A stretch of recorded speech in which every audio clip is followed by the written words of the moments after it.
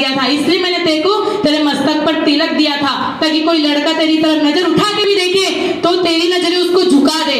इस तरीके की बेटी बनाकर दिया था मैंने तेरे को, लेकिन तूने इस शहर के माहौल में आकर सब कुछ भुला दिया।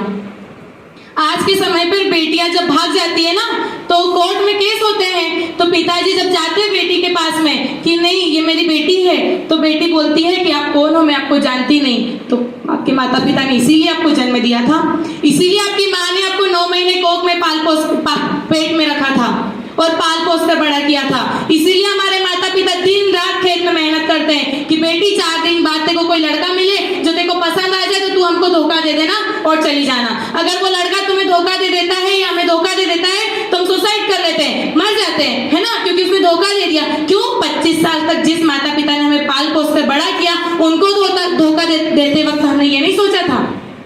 तभी क्यों नहीं हम मर गए?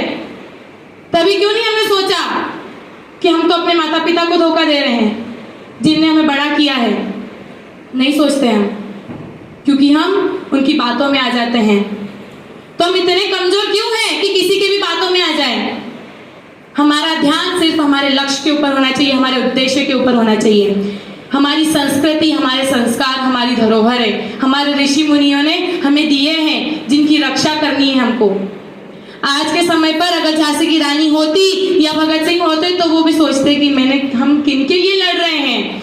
वो भी ऊपर से पता है सोच रहे होंगे कि हम किन के लिए मर गए, किन के लिए शहीद हो गए। उन बच्चों के लिए जो अपने माता पिता की रक्षा तक नहीं कर सकते, उनकी बातों को सुन नहीं सकते, उनकी बातों को समझ नहीं सकते। हम अपना आइडियल मानते हैं ऐश्वर्या राय, आलिया भट्ट, वो है हमारी आइडियल।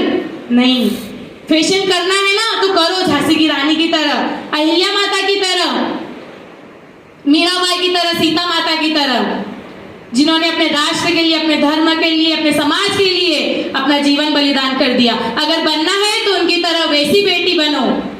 अगर आपकी शादी भी हो जाती, तो अगर आप ससुराल भी जाते हैं, तो आपकी सास ने आपकी माँ से बोलना चाहिए कि आपने हमें एक बेटी के रूप में एक अन्नपूर्णा दी है, एक दुर्गा दी है, जो हमारे परिवार को स्वर्ग बना के रख दी थी। एक ऐसी बेटी बनना है हमें। फैशन करनी भी है तो हमें उनकी तरह फैशन करनी है।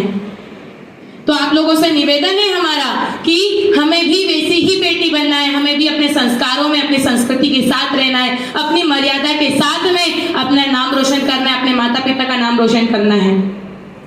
अगर हमें सही गलत की पहचान करवाता है तो वो होता है गुरु, और वैसे ही गुरु है अपने श्री राम जी, जिन्होंने हमें बताया कि हमें किस रास्ते पर चलना है और हमारे जीवन में आए